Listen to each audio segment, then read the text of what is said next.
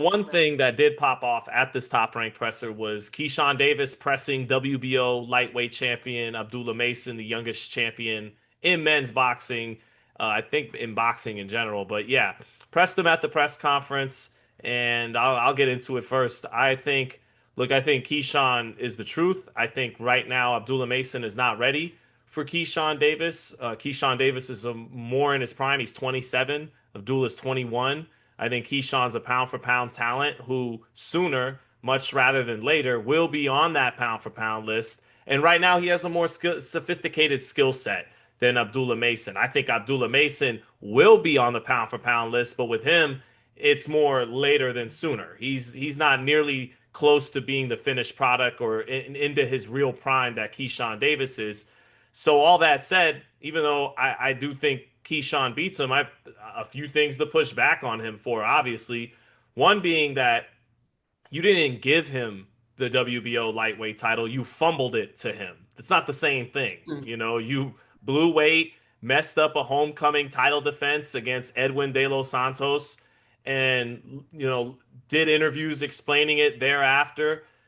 And you've admitted to me and to other media members that 140 pounds is a pit stop, and really the real goal going forward is 147 pounds. And you want to fight Devin Haney more than anybody else, and also Ryan Garcia, other names like that. So what are you pressing a 21-year-old lightweight, a 135 pounder at a weight you said you can't make anymore for a belt that you fumbled to him in a fight that you know is not going to happen? Now, if you just want to press the young man all right, you did that, but I think what I'm saying is what a lot of other people are thinking anyways. What do you think, Raheem? That was some schoolyard bullying. I saw it and recognized it right out the gate. Listen, Keyshawn right now is on his social media bag. He's very funny. He's entertaining. He's not graphic or overly profane. It's funny what he's doing, and I see him working, raising his profile, getting his fan base up, getting his numbers up, so he can ultimately turn that into a bigger purse. And he saw Abdullah Mason there, fresh face, just a wholesome fighter, really. I mean, Abdullah Mason is just wholesome. That has nothing to do with how tough a kid he is or how much talent he has as a fighter or what his heart is, which is huge. But he's a kid in the sense that he portrays this kind of wholesome innocence. And Keyshawn was trying to get him outside of himself. He was bullying him. He was needling and teasing him. And I think he sees in Abdullah a kid that he wishes he could get back in himself. The guy who hasn't fumbled his title. The guy who maybe could still make 135 and retain his title on the scales. And he knew that what was going to come back from Abdullah wasn't going to be in keeping with the energy he was sending Abdullah's way. And I'm glad that the young man in Mason did not allow himself to get taken outside of himself, because you could see it kind of bubbling where he wants to get at him, but he keeps reminding himself, that's not me, that's not what we do. We're gonna, stay respectable and articulate and just say our thing.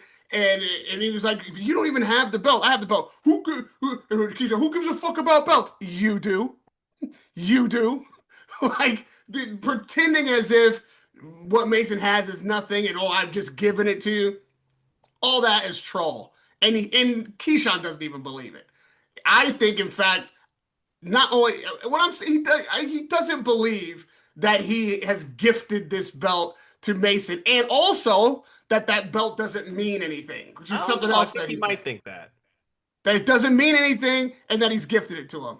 No, it's exactly what you said, that he would rather have defended that title and moved up in weight to chase another title and vacate it, not be stripped of it because you couldn't make weight. And also, if you're talking to a fighter like this that you know you're not going to fight, that's not actually on your hit list, and a weight that you can't make, dare I say that's a version of clout chasing. You're looking for that moment. You're trying to generate some social media clip, some moment. Maybe you get Mason to curse you or say something crazy, or you can clown him in a way that goes viral, and put that in your uh, registrar of this week's viral moments for Keyshawn. That's all I was seeing, and I was just proud of the kid. I hope in Abdullah Mason that under that kind of pressure, he was putting him under pressure. Yeah, he I was. He's mean, pressing Keyshawn him. had him under pressure. He was Pressing him. pressing him. Yeah. And I was glad that he just maintained his composure and talked the way he normally talks. And I saw him holding himself back. I don't know how long he's going to be able to do that in the months and maybe years coming forward. But right now, love to see it. No, he'll give it back in his own way, in his own lens and character when he's a full-grown man in this game. And that time is not now. And as a brave young champion, he has to tell himself and believe the time could be any time. Time could be right now. And the appetite for smoke that he's all about, right? But he'll really return fire in his own capacity, the way he goes about his stuff when he's really a full grown man. And that's not for another 3, maybe even 4 years. That's not for about another 3 years, okay? Well, Maybe to be four. fair, that's not return fire. That's starting a whole new war 3 years from now. I, Oh, no, you're he's going to right. come back a little more swole up when he's 147 and he's going to go, hey, come outside now. In his own In his Cleveland own way. I Abdullah, just hope his own way stays the way it is. I just like it that will, energy. but it'll have 'Cause some bass in his voice in a Yeah, and way you're that it right. doesn't right now. You're right. Keyshawn beats him right now. Yes. 140, he definitely Yes. shouldn't even be considering going to. And one of the other things that Keyshawn says, as much as you get hit, like Mason, take all that as fuel. He's not wrong. Yes. He's not wrong. Take all that as fuel, get back in the gym, fix those flaws, work on those vulnerabilities, and you got brass, cojones, and a big heart, but you also have a skill set that should allow for you to have much an easier time in there than you've been providing for yourself. Listen to what Keyshawn's saying. He's not wrong, and he knows what buttons he's pushing, but take it as counsel. And do not allow anybody to take you outside of yourself because you're a breath of fresh air as a young champion, and we want to keep seeing it. No matter what these guys say to you, be you. That's the star quality. That is as entertaining and valuable as anybody doing all this all the time. Yeah, well, no, but that's why I started by saying Keyshawn's the more sophisticated fighter. He is the more seasoned, skilled professional. But Abdullah Mason both fighters reaching their absolute summit of potential, Abdullah Mason might win that fight. But that's a decent time away from right now for young Abdullah Mason, right? So you keep doing what you're doing, young man. But I'm telling you, when he feels he's reaching that real potential, which I think is immense, I'll even go as far as say it might be number one pound for pound potential. I've been saying that about Abdullah, but he's a ways away from that right now, okay? And not only is he green, the corner's green, okay? He doesn't got the K. Karoma, Terrence Crawford, Shakur Stevenson, Floyd Mayweathers that he can go to. They're getting it straight out of literally their basement sometimes, literally. Okay, so they're just building their new gym now in Cleveland. So he Man, trained for that Sam Noakes fight in the basement, Raheem. All right, but um, he anyways, could back. have Sugar Ray Leonard level star power. He could be that level of marketable, commercial, smiley, attractive personality, world champion. That is the trajectory that you're on. That is, I believe, the potential outside the ring and inside the ring. He let his hands do the talking.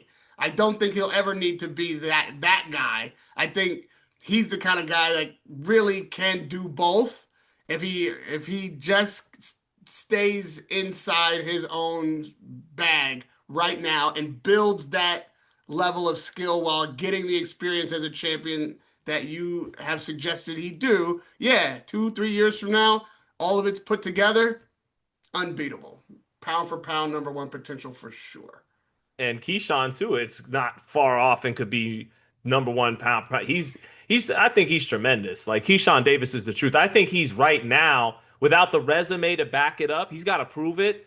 I think he's right now probably one of the best fighters in the world. Like I already We're looking think, at the yeah, next Leonard Hearns. there you go, right? But um, to get back to, and Keyshawn, when you're talking, and I know you agree with this because you basically said it earlier. Keyshawn has his own charm as a charismatic extrovert, and yeah, when you're extroverted and talking your shit, you're gonna polarize. So some people find this video annoying, but like this video, or they find all the videos annoying, or they love all the videos he does all over the place. He is in his own way, no doubt about it, has charisma as an extrovert, and Abdullah has the charm that a lot of people feel you think that we think and a lot of people say is missing from modern boxing, the juxtaposition that used to be the charm of the quiet killer, of the gentleman outside the ring and the killer inside the ring. And that's what you see in Abdullah Mason. Just to close, I actually think Keyshawn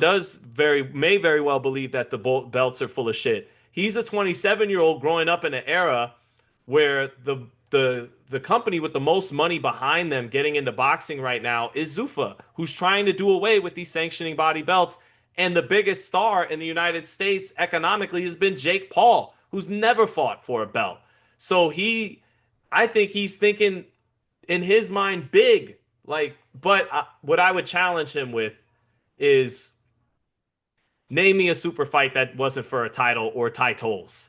Name me a Yeah, super fight. The only one yeah. you could argue is Ryan Garcia Gervonta Davis, which was a catchweight fight barely at 136. But literally outside of that, Mayweather Pacquiao, Leonard Hearns, any De La Hoya fight, even every super fight Tyson was in, whether it was Holyfield for the WBA or Lennox Lewis for the WBC, IBF, every super fight, literally, has been for a belt.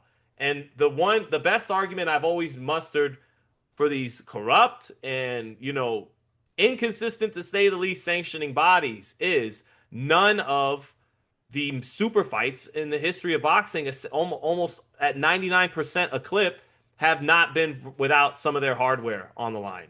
So they do Listen, matter. listen, he's a young black American man. That tradition of these belts is inbred. And yes, the big bag, the big money, anybody is susceptible to that if the numbers get crazy. But trust and believe, he wants the hardware. He wants the gold. He don't want the silver and black. Tank's a young, And doesn't give a and shit about that, and he's made well, a but lot of Tank money has without. other problems that might make that a lot more difficult at this stage, right? And he was under the tutelage of Floyd Mayweather, who put him on a path to not only attain massive amounts of money, not chasing belts, but ultimately probably envision that one day down the line he would attain whichever belts he wanted. Like that was a different road to the same end that was paved with gold. Still, it's gold bricks, right? This is not going to change. I don't even think in our lifetime. Like these fighters want those belts, want that legacy, want money. And again, if the check's crazy, they'll go for it, sure. But Keyshawn's contemporaries, there's no way that he is valuing a Zuffa belt over being a world champion in any of these divisions or being able to say I'm undisputed or I'm pound for pound number one because I've beaten the other champions. That's the no. Even the attitude that he had right then in that moment, I just don't believe it. Just him trying to dismiss Mason having that belt. It's because he is trying to justify why he doesn't have it anymore. It's, that was a cope, bro. That was a cope. And he 100% wants to be world champion at 140 pounds, not Zuffa trophy holder. Again, Tank got to get the most money out of the young American fighters in the last couple years without a lot of hardware. Jake Paul did it with no hardware. His best friend just got stripped by a sanctioning body, which makes him feel that much stronger against them. And they both have been training in the Apex Center that is anti these belts. So I don't know. We'll see. Those waters are a little murky. I think it's coming from a more genuine place than you might be thinking. But I hear what you're saying too. You don't argue over a girl that if you don't care about her anymore and she's gone and she's gone, right? Like what do you feel defensive enough to muster an argument for why you don't have her anymore? It's like, well, Yeah. For you can have instance, her, but you he don't didn't have do it. He ain't got that, but right. I could see them taking a one-off fight, maybe even a two-fight deal. I don't see Shakur signing on to Zuffa for the rest of his career. I do No. not see Keyshawn signing on to Zuffa for the rest of his career, whatever the money is. Taking a fight there, getting a big bag, Hmm. taking a side mission, for sure. The Right. money's right, yes. Hmm. But their goals, their ambitions, what they consider to be validation for their bravado, their ego, their destiny lives inside traditional boxing sanctioning bodies, these belts, these accolades, and beating the fighters who are competing for these belts. Like if all the best fighters in these divisions were at Zuffa, that might be a stronger argument. Right. But everybody knows what that is at this stage. Going over there for one big fight or whatnot is not going to be enough for them. So the guy he's chasing, Devin Haney, just was on the ring saying the sanctioning bodies matter. And Right. so Oh, right. by the way, Yeah. that's my favorite episode of The Ring by far, thus far. Devin Haney, best guest they've had. I liked what Clarissa brought to the show as well. Like that was good. That was very good. I was very much uh, inspired by the fighters on that episode, not just going along with the company line, but laying out what it really is on multiple topics. So, well done. And that bit of realness, just once you drop that bit of realness inside all of this, like marketing and spin and copy, it exposes it in a couple of sentences. Like what? It's just like, oh, well, that's right. That's exactly what this is. I loved it. I loved it.